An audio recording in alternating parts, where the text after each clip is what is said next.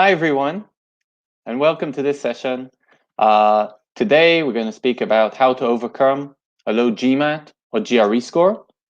My name is Shimri Winters. You have my details here if you want. Just a bit about me. I have a computer science degree. I worked as a programmer for a couple of years. I did my MBA at the London Business School. When I graduated, I was asked to be on the interviewing committee, and I interviewed about 50 candidates to London Business School. After my MBA, I worked in consulting. Then I moved to some IT companies in business development roles. And I've been at ARINGO for 7 years full time. This is what I do. And that's it. So like I said, this session is all about how to overcome a low GMAT score. This is my only marketing slide. What does ARINGO do? We're very good. We help candidates get into top MBAs. We help candidates with low GMAT scores. That's our specialty. And that was my marketing slide. I'm a very marketing person. Now, at the side here of our YouTube, you can start writing questions. I'll try not to address them as we go along this session, but I will try and address everything at the end. So the more questions you ask, the more questions we can go through. So let's just try and set a little agenda. So before we go into how to overcome a low GMAT score, which is the topic of this session, I think we need at least 10 minutes for kind of leveling up everybody on this session. Just what is a top 10 MBA? Why do a top 10 MBA? Where do you go and study a top 10 MBA? So what is a MBA? It's good. So pretty much where, why, how do you choose between MBA programs? What does it mean to apply to a top MBA? So I think we all need that. Again, I'm going to talk very quickly to rush through the basics because I think most of you should know these things if you came to this session. Then we can start talking about what is the average GMAT score. And if you have a lower than average GMAT score, then we can start looking for how to overcome this low GMAT score. And what I'll do, I'll actually share with you 7 foundations of an application and my 7 views of an experience of how to overcome a lower GMAT. By the way, when I say I keep referring to low GMAT, GMAT, we'll discuss this, or GRE, same, or even GPA. So this means how to overcome one element which is lower than the school's averages. Okay, you can start writing your questions in the chat, and I'm continuing with the presentation. Let's go. So, okay, so we said 10 minutes very quickly about the basics. Why do you even want to do a top 10 MBA? Well, most candidates that I talk to and I work with, I would say they're career switchers. They're very successful accountants or very successful lawyers, but they want to work, they want to lead business processes and not just advise business processes on legal or tax issues. So they want to lead the business issues. They're programmers who want to be program managers. They're bankers who want to work in private equity. Okay, so this is some kind of career switching. Nevertheless, I do still see, I don't know if it's 10 or 15% of my candidates that are accelerators. That means they work in an industry and in a job that they like, but they want to get an edge on their peers. And then if they go and do a top 10 MBA, they can get this, edge on their peers, okay? And then it can even come back to the same workplace or to the same industry, but obviously to, more senior positions and higher paying positions. I do see a lot of future entrepreneurs, okay? And when I say future entrepreneurs, I mean people that don't actually have an idea today of where they want to go and what they want to do. But they know that they want to be entrepreneurs. They might want to be CEOs or might want to found their own company or be co-founders, but they still don't exactly know how. They don't have the capabilities, and they want a very wide degree of marketing, economics, strategy, entrepreneurship, communication skills, and all the things that an MBA really gives. I just kind of put academia in red. I'm not sure an MBA leads to a PhD in the easiest way. There's much easier ways to do a PhD and then to go and work in the academy, in academia. So, just think about that. Usually MBAs don't lead to that. So I'm not sure that's what you need. Again, why do an MBA? Very good, top MBA, very good salaries at the end. And like we said, it's very good for career switching. If you're an international applicant, the MBA will be abroad, whether that be the US or England or France or Singapore or India or wherever. And, it's a very nice, interesting, fun, mind-blowing 1 or 2 years of experience. And obviously after that, you also have opportunities to, continue working abroad. This is just very quickly, just a slide I took 2 years ago from London Business School. And you can see the vast amount of recruiters. This year, this was 2 years ago, over 300 companies came to London Business School. I think there were less than 500 full-time MBA students.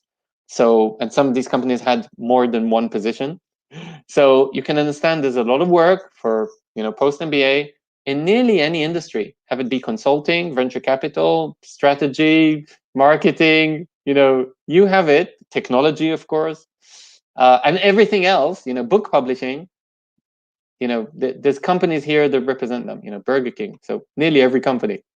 So there's a lot of on-campus recruitment. Okay, so that's a bit about, why do a top MBA? And,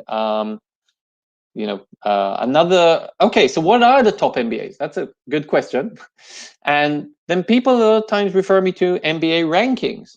And randomly, first page on Google, if you put MBA rankings, I just found 5 MBA rankings.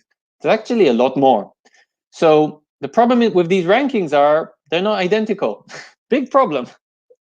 So every school, every ranking will have different schools on the list. And what will happen is there's actually more than 10 top 10 universities. Okay, just in the US, I think I counted 17 last time. And that's if I look at all the top 10s in 5 or 6 different rankings. I just mentioned here 15. And I think most of you will actually know most of these schools because a lot of them, or all of them actually, are big in everything. And I know nothing about learning to be a dentist. I'm sure University of Pennsylvania are very good at that. I'm sure Cornell are very good at journalism. Okay, so these top schools are usually top in everything as well as in the MBAs. If I look at Europe, the situation actually is different. Most of the schools only do business or very close to business related things like INSEAD or London Business School, who will only have master in finance, master in management, and MBAs, and a few other things in that kind of area, degrees. So these are very little schools. On the other hand, there is Cambridge and Oxford. I agree that has a bit of everything, like the big American schools, but the other schools will be smaller. And again, there's a lot of top MBAs. Whoever's joining now this session, I just wanted a quick reminder. This session is all about how to overcome a low GMAT score. And the first 10 minutes of the session, we've done 7. Just some ground basics, just that we're all on the same page about what is a top MBA, why do a top MBA, what does it take to apply to a top MBA. Just a few differences in between, mainly between US and Europe. The European programs are shorter, there's more international candidates, and the smaller schools. Okay, how do you decide between the schools? So a lot of people tell me, I only want a very specific school. And here I put some myths. Okay, so if you want, you can write in the chat or just shout out loudly. I'll hear. Question number 1. Last year, where were the highest paid alumni? That means after which school were the students, or actually the alumni, paid the most? I'll do 3. Okay. I can't see anyone writing in the chat, so start writing. Well, a lot of people answer usually Harvard, Stanford, Columbia, INSEAD. Actually, last year the answer was MIT. Okay, wow! It was the average salary of 160 people that were on this poll was $100 more than in Harvard. Who cares? It's exactly the same. Okay, so this is just what I'm trying to say is the top schools are all top. You'll usually get to the same positions. You'll study the same things. And you don't have to be fixated. I just want to study in Columbia. If I don't go to Columbia, it's not worth it. Columbia is a great school, but Wharton, Kellogg, Chicago, Harvard, MIT, Stanford, UCLA and Yale are also great schools. Okay. Another myth. Okay. What's the highest ranked program in Europe? So In this specific poll that I think the Financial Times did, London Business School was the highest, and the second was HEC Paris. Okay, because they took INSEAD out because I think INSEAD was also Asian, also in Singapore. Is HEC better than Oxford? In some rankings, yes. Also, it's higher ranked, and in some rankings, no. All this means is there's a lot of top schools. I definitely want to encourage you to go to a top 10 school, but just know there's quite a lot of top 10 schools. Okay. Last myth, okay, just to check what you think. Where would the MBA interns pay the most? So was it Stanford, Harvard, MIT, Columbia? Actually, last year, surprise, surprise, I think it was NYU. Yeah, it was NYU. And why? Because a lot of the internships were in New York. Makes sense. Salaries are a bit higher in New York than in Chicago. Okay, so what I'm saying is there's a lot of myths around, where should I study? I only want this place because only there it will be worth my while. And check out average salaries. Check out where people go and work. A lot of times in top MBAs, very, very similar. Okay, that was just a side thing. How do you decide where to go and study? Well, I think the first criteria should be location. There's no point going to study in the best school in Europe if your dream is to work afterwards in the US. There's no point going to study in Asia if you don't want to be involved with Asia afterwards in your professional career. Okay, so think about the location. You also need to live there during your degree, and there's a high chance that you might want to stay after your degree. So think about the location. Definitely then I would look at ranking. I think that's important. And then school specializations. Okay, so I'm assuming there's more green energy companies in California than there are in North Carolina. Okay, so that can be location, but that can also be, what does the school specialize in? And then there's some other factors. Okay, so with one slide before the actual topic, which is how do you overcome a low GMAT? So what do you need to apply? Well, when applying to school, it really is long. And you need, obviously, your prerequisites, which will be a GMAT and a TOEFL if English is not your first language. And you probably need an undergraduate degree for most of the schools and to pay some registration fee. If you have all that, then the application is basically a resume, a CV, a lot of essays. Some of the schools like INSEAD have 7 essays, and usually 2 recommendations, which are professional recommendations. There's also the online application in a lot of schools, London Business School, Chicago, Booth. The online application is very, very long, so pay attention to that as well. It takes a long time. We usually work 3 or 4 months with candidates on a number of schools. Okay, now we're getting close to the topic, and you can start asking questions. I'm,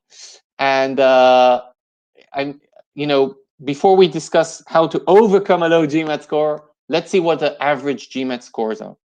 Now, this is amazing because I sat on this yesterday or something, and I have a list of the GMATs. I said, I'll just look on it on Google a bit on the school sites. Every site I looked at, I found, even in the schools pages, I found different statistics.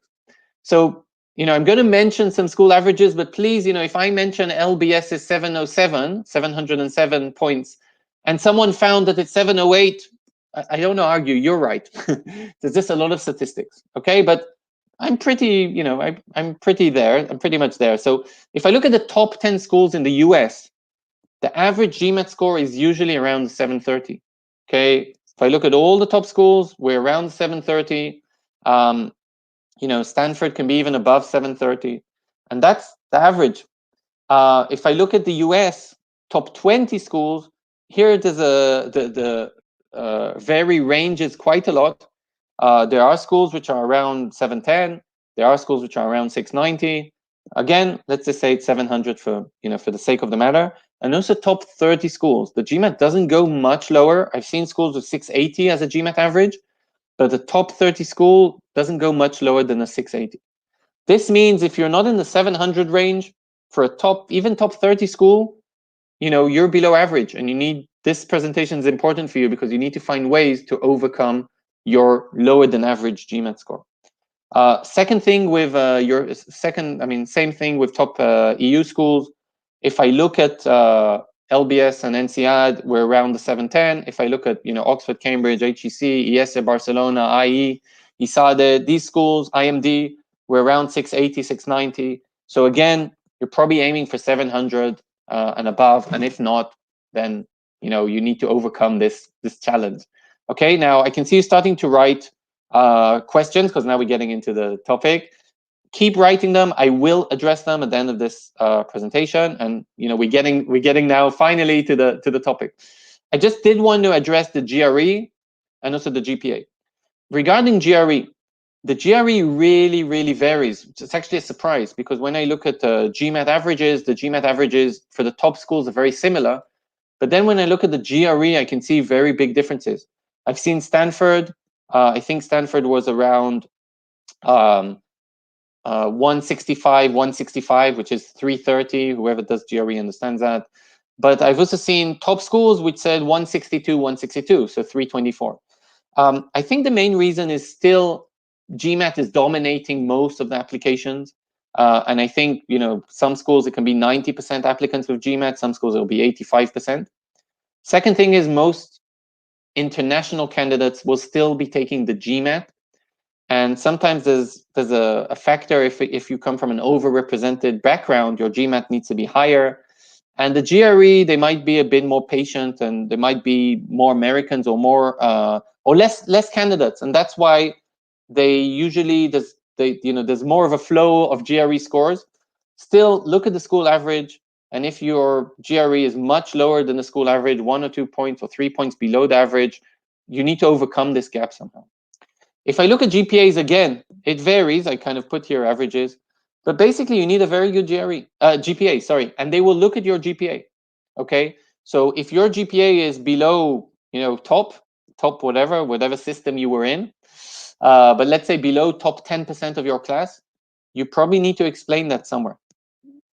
Okay, so it took 15 minutes, but now we're in the topic of how to overcome a low GMAT, GPA, GRE. Okay, so I'm going to give you 7 big tips to look at, or 7 areas in your application that I want you to look at.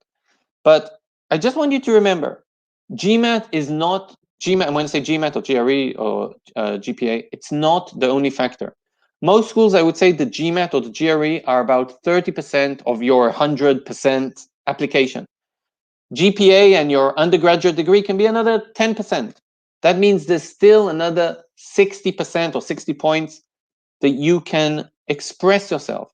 And if those are amazing, and you get 60 out of 60, but you only get 20 out of 40 in your GMAT and GPA, that's still a very, very good score.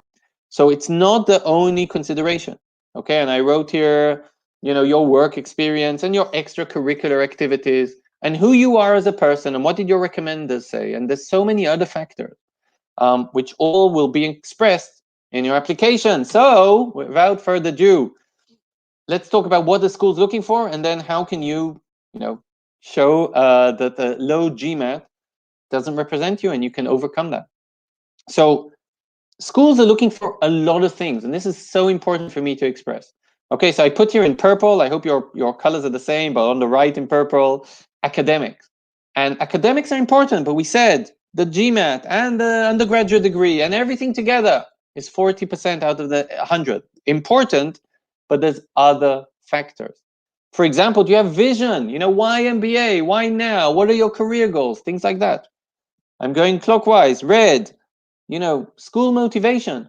Are you interested in their specific school? Do you have a reason that you want to study at Duke? Oh, you're interested in healthcare. That's interesting because Duke have a healthcare specialization. Okay, and so on and so on. Leadership. Do you have any managerial experience? Have you shown leadership in your extracurricular activities? International exposure. Have you worked abroad? Have you worked with teams abroad? Broad horizons. Okay, so, are you interesting? Not just academics and professional. Do you have interesting stuff? And obviously, if you're smart, etc. So schools are looking for a lot of things. Okay, now how can you overcome the low GMAT and the low GPA or GRE? Fine. The way to do it is, again, there's things that you need to report to the school. You have your CV, your essays, the letters of recommendation, and the online application. Now let me give you some tips about them. Okay, so it took 20 minutes, I'm sorry, but we've reached where we wanted to reach. Okay, what we want to do is for me to give you some tips on how to overcome low GMATs okay? And the way to do it is through the application. And the first most important element in your application is your CV, okay? Now, my mother thinks I'm very special. She doesn't have any proof, but she thinks I'm special. That won't be good enough, okay? Your CV has to, I have to read it and say, wow, this girl is amazing. This is the first document when I used to be a London Business School interviewer. I used to get a packet of 40 pages about the people I used to interview. Page number 1 had a few stats, GMAT, GPA, TOEFL score, name. Page number 2, the CV. Okay, very, very important. Now, everything is important in the CV. And I see so many mistakes in this area, and I'll give you some examples. Consultant at IBM. Okay, yes, I happen to know what IBM is, but not everybody understands that you mean that you work in IBM consulting in the defense industry with defense industry clients, or that you work at PwC audit department and you audit pharma company. So first of all, it's really important to explain, to put me in place. Where do you work? What does your company do? Even if you work at, I don't know what the most famous company is, Coca-Cola. Explain, okay? Food and beverage company worth $100 trillion, okay? And then don't tell me what you do, okay? I used to be a computer programmer. My CV probably said knows Java and C++, but my MBA CV talked all about my accomplishments, okay? I worked in a project worth $2 million. I led a team of 3. I accomplished the project, on budget and 5 days earlier. Okay, so it's all about accomplishments. And there's a little example here about a lawyer, very short and very, to the point. Okay, so that's the CV. Okay, and I like to call it MBA talk. Okay, it's very short, bullets, a lot of accomplishments. Okay, so if you remember, I ran through it very quickly. Now we can talk slowly because this is the topic, how to overcome a low GMAT. And the schools look for vision. Okay, why do you want an MBA? And nearly every school will ask you, why MBA? Why now? And what are your short-term, long-term career goals? So how do you find your career goals? First of all, it's fine to close your eyes and imagine your dream career. Let me close my eyes. Okay, I want to be a yoga instructor. That won't happen. I want to be CEO of Google. Okay, that's my dream. Now I'm opening my eyes. Okay, you know what? Then I'll close them again and I'll think of my second. Okay, maybe I jumped a bit too high, but I want to be a VP in a telecoms company. Okay, so one of those. So I've chosen 2 directions. Now let's think, how can I connect my past? I used to be a programmer in a telecoms company. So, I know a bit about telecoms and I know about IT and about computers and about hardware and software. So I have a bit of knowledge. And now if I do the MBA and learn a lot of business skills and then go and work as a program manager a few years for Google, I will have, that knowledge. Okay, so what I did was imagine the end game, where I want to be in 20 years. Imagine the, I thought about the past, connected it to the MBA, connected it to my short-term career goal.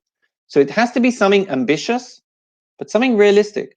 Now, all these factors will help to overcome the low GMAT. Why? What's the connection?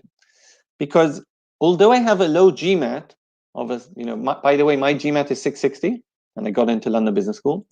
I forgot to mention that. So although I have a low GMAT, my connection and the story I'm telling is very compulsing because it's great. I used to be a programmer in a telecom company. I've already led people. I want the MBA because I want to learn more about business. Post MBA, I want to go into program management to learn more about business roles. And then I might want to be VP of program management and then maybe open my own company. Yeah, I mean, that makes sense. And when the school will say, well, his GMAT isn't so good, this is a very solid candidate and his story is very, very good. Okay, now you might remember the schools are looking for interest in the school. You can't now take INSEAD and copy INSEAD's essay into Harvard. No, 2 different schools. How can you know more about the school? network, find people from the school, okay? You can look on the school website, read a lot there. There's lots of clubs. Contact some of the club members. Contact the clubs that interest you. For example, if you're in pharma, contact the healthcare club. If you're in consulting, the same. Go to MBA fairs, okay? There's lots of online fairs now, very easy. On the ARINGO website, we have a whole page for international events. Most of them are online today. Go on ARINGO, just type ARINGO events, you'll find it. Type Harvard, you can find 50 next webinars for Harvard. Obviously visit campuses if you can, a bit difficult these days, but you know. So do a lot of networking. It's important because you will find things about the school. You'll find out things about the school. Plus you can mention this networking that you've done in your essays, in your online application. After speaking to Shimri Winters, MBA 2005, he suggested I go to the telecoms club and help manage the events. This shows the school that you're really interested in NCAD. You just have 670, but you're a solid candidate, you have good career goals, you're really interested in the school. Let's give you a chance. Okay, and these things work. Okay, now we come to the long part, especially at NCAD, the essays. Okay, the first thing is actually silly, but what's the second one here? Silly, but important. First of all, make sure you answer the questions. I've seen so many essays that are amazing, but they just don't answer the question. And by the way, usually that indicates to me that this person is copying and pasting an essay from somewhere else. So strategize for each essay. What am I going to write? What am I going to convey to the schools? This is what I want to tell the schools. And then make sure you answer the question. Okay? Don't go too outside of the questions. Okay? Even if you really want to say something, you have to answer the question. Now, it's very important to stay modest. Okay? MBAs, I know it's all about, showing I've led 5 people, I'm the best, my manager says I'm the best, fast track promotions. Still, you have to be very modest. Let the facts talk for you, okay? And if you're the best in your team, easy. Just state in the essay, I had a fast track promotion. I think that means you're the best in your team. If your recommender will say, we'll get to recommendations soon, but if he says you're the best in his team, that will prove it. You don't need to say it again and again, okay? So the essays are the most important factor. CV is actually probably also important, but the essays are the longest. Some schools, like we said, NCAD has 7 essays. Stanford this year with the optional essays has 5 essays altogether. A lot of space to express yourself. And this is where you can score good points and overcome a low GMAT. Okay, recommendations. So like I said, most of the schools, Cambridge, I think Michigan Ross asked for 1, some others as well, but most of the schools will ask for 2 recommenders. Usually the recommendations are, it's best to bring professional recommendations, preferably your direct manager. Sometimes that's not possible, and we can discuss that as well. But the recommendations should be very subjective, and they can go already very personal. Unlike what you could have done in your CV and essays, they can say, Shimri, he's the best. I've worked with 5 people. He's proven, he's the best out of everyone. So this can be very subjective already. And this can not just give facts. This can just say what the recommender thinks about you. It's very important to choose recommenders who can give this kind of feedback. It's very important to choose recommenders who understand what a recommendation, what's needed in a recommendation. Some recommendations can be 2,000 words and more. London Business School, if I remember correctly, has 5 open questions to your closed, but questions to your recommender, and they're 500 words each. So this can be, over 2,000 words. Your recommender will have to answer the questions.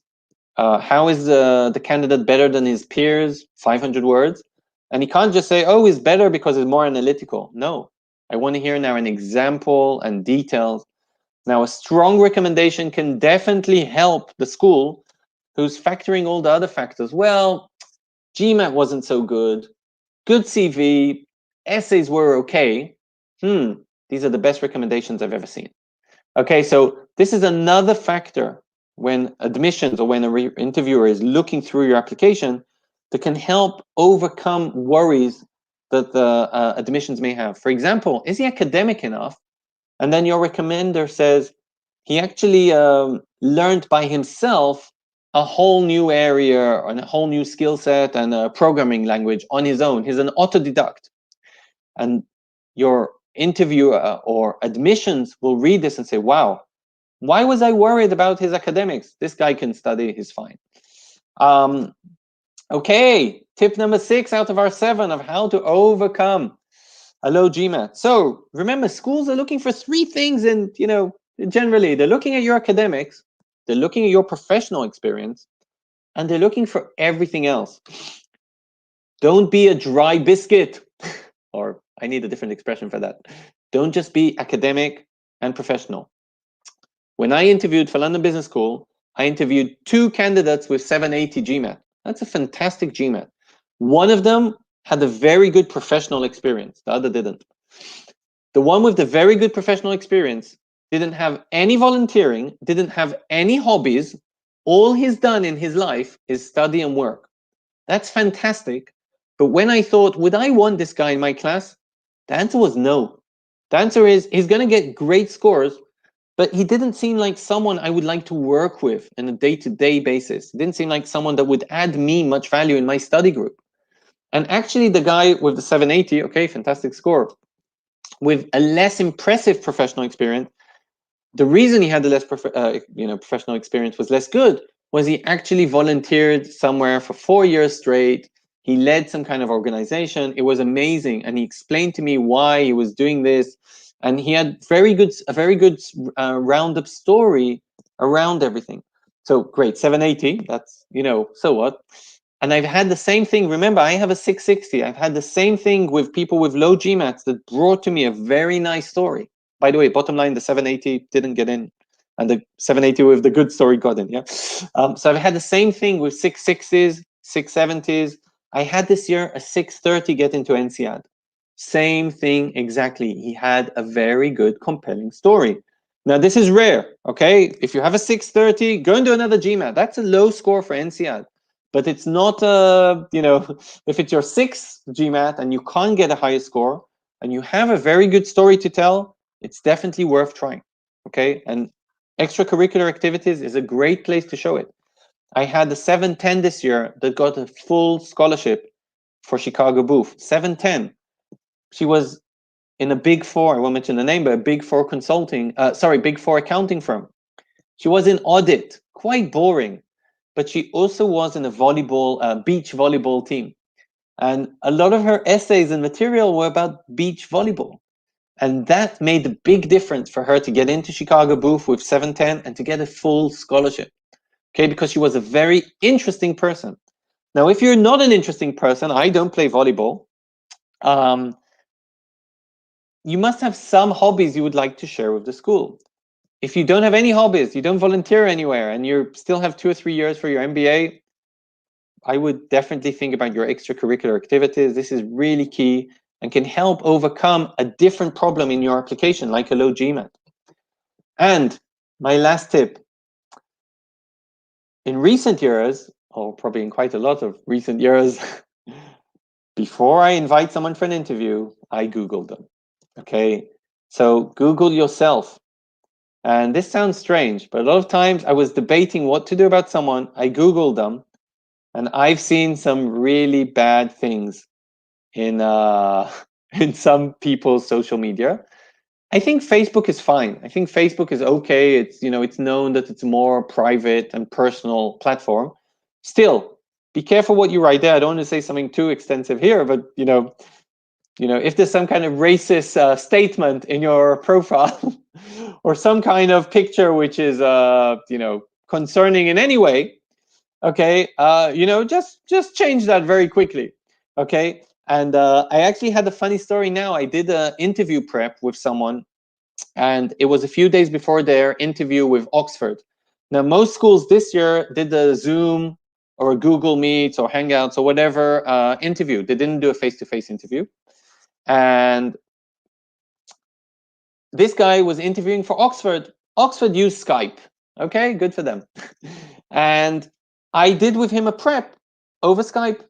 and he had a very inappropriate picture on Skype. I mean, he was on a boat with his Speedos. I mean, I'm sure it was a nice picture, but it's not a professional picture. And I know Oxford are going to check, talk to him on Skype, and are going to see this profile picture. So I know it sounds strange. Google yourself. LinkedIn should be completely correlated one-to-one to what your CV says. Okay, if your CV says you're at McKinsey and your LinkedIn says Coca-Cola, I'm already not sure I'm going to invite you for an interview. This is a problem. So it has to be aligned, has to be correlated, it has to be professional, at least on LinkedIn.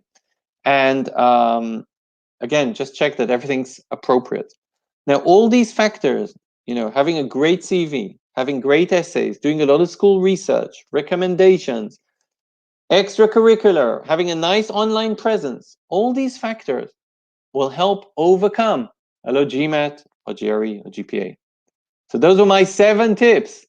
And that's it. How can ARINGO help you? Well, again, we're very good. We mainly work with people with low GMAT scores. We help with everything end-to-end, school strategizing till interview preps and everything in the middle. So check us out on aringo.com or reach out to me if you want something specific. And now, I was trying to talk very quickly, so we have a lot of time to try and answer questions. So I'm actually going to go now on the chat and see all your comments.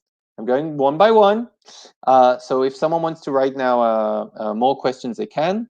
If someone wants to drop off, I hope you enjoyed this session. I did. I tried to talk quickly, but there was a lot of material. So first question, okay? Very good question, which is, would an additional master's before my MBA help to overcome a low GMAT or GPA? The answer is yes. I actually get this question a lot when people ask me how to overcome a very low GPA. And if it's a very low GPA and you can and want to do another degree and you can get a good score in that will overcome it. And also will overcome a low GMAT or GRE, okay? Because a GMAT or GRE or GPA show your academics. And if you now do a master's, which is another degree, which is a tough degree, and you get a good GPA there, that can help. So Cheryl, good question. I like that. Okay.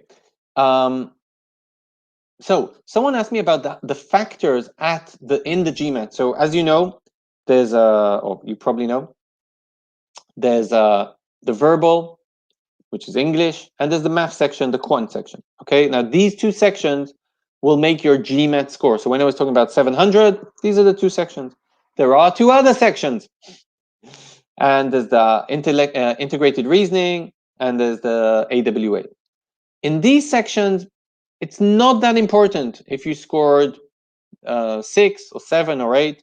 Most schools will actually just look for minimum 4. Okay, so these are less important. What's more important is the GMAT total score. Another question that I get quite often is the split. Does the split matter? So I got yesterday I spoke to someone, he got a 51 quant. So he's a genius in quant. His verbal wasn't so good. Okay. But the total score, he improved from his previous GMAT that was a bit more balanced. He improved it in 10 points. And my answer to him was, yes, this is still good. Most schools will look at the total score and only then will say, well, and his English isn't so good. So first of all, concentrate on the total score. And again, when you get to 700, etc., you probably will have both a good verbal and a good quant because it's a good score already. But most schools will look at the total score. Still, some schools will look a lot at the quantitative score. Some schools like INSEAD will actually mention, and HEC Paris, that they want a balanced GMAT. They want that you'll be above the 75% range in both of these scores, or above the 80% range, depends which school. So that's also important. But again, the most important thing is get the high score, and we'll take it from there. So someone's asking me about the 325 GRE. Remember, the GREs are more varied, and definitely a 325 GRE is not a low score for a top 20 US school. I think you saw the averages. You're probably above average for most schools. And again, even if you're on average, it doesn't really matter 1 point here or there. Now what matters is, use all my tips and overcome your low GMAT with a very, very strong CV, very strong recommendations, essays, etc.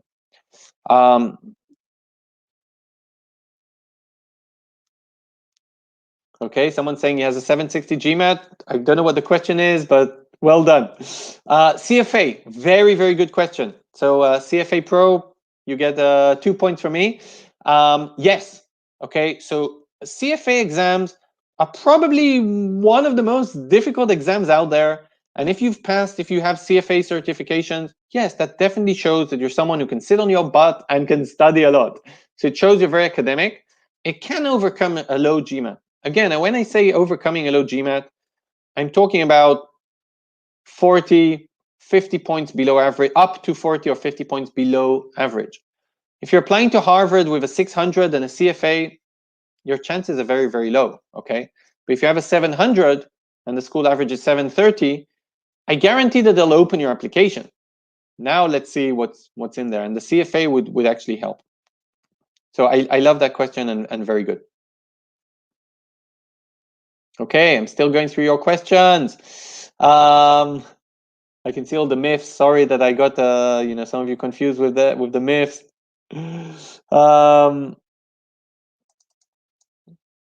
So there's a very good question which I don't even know how to answer. Do schools actually care about GMAT? Okay, of course they care about GMAT. Okay, because schools don't tell them, care about one thing. They care about the rankings. They want to be very high in the rankings. And having a very high average GMAT score is very good, in the rankings. It makes the school more prestigious. And although, it makes it harder to get in and more people will say, oh, that's an amazing school. Do you see the high GMAT, etc. So they care about the GMAT, yes. Now, when they look at your specific application, like I said, it can be, a bit higher, a bit lower, but generally speaking, they care.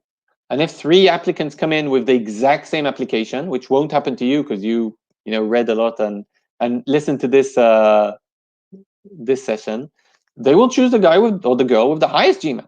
Okay, but if the person with the lower GMAT has a better application, they might choose them.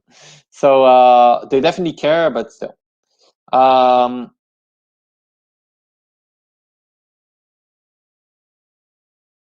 Okay, someone's asking, should you be blunt about your vision? That's a very good question. I'm definitely not going to tell you on a live YouTube session to lie. I'm not going to tell you that on a phone call as well. But I definitely would think about a few visions which are possible. And then I would probably think about a vision that also works very well with MBAs. Okay, so if your dream is to be a NASA astronaut, to be honest, I don't know how many of them have MBAs. And when admissions look at that, and one of their factors for ranking is finding you a job at the end of the MBA, they'll say, well, he really wants to be an astronaut. It's ambitious, but I don't know if I even can help him. On the other hand, this guy wants to go and work in McKinsey. They're my biggest recruiter. So I don't think you should lie about your vision, but definitely think, what works properly with, with the school as well. Okay, someone's asking me, they've been in one company since their undergraduate degree, okay, and how many bullets should they allocate to that?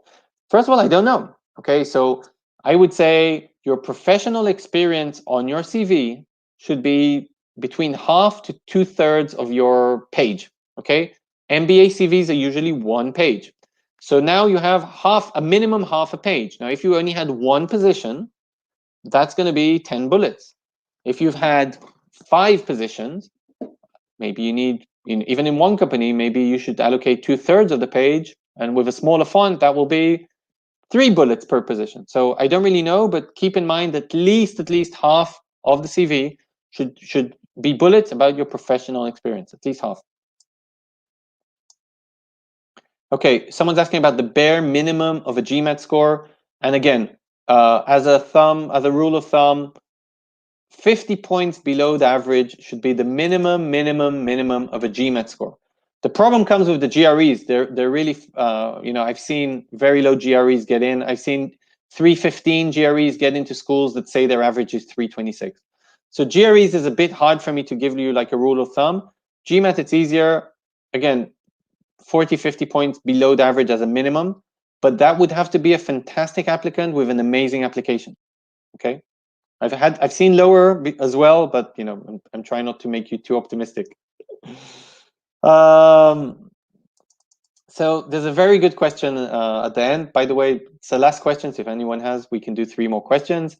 Do admissions actually look at the entire application, or do they skim through GMATs and then they, you know, only take the top 20 or something like that?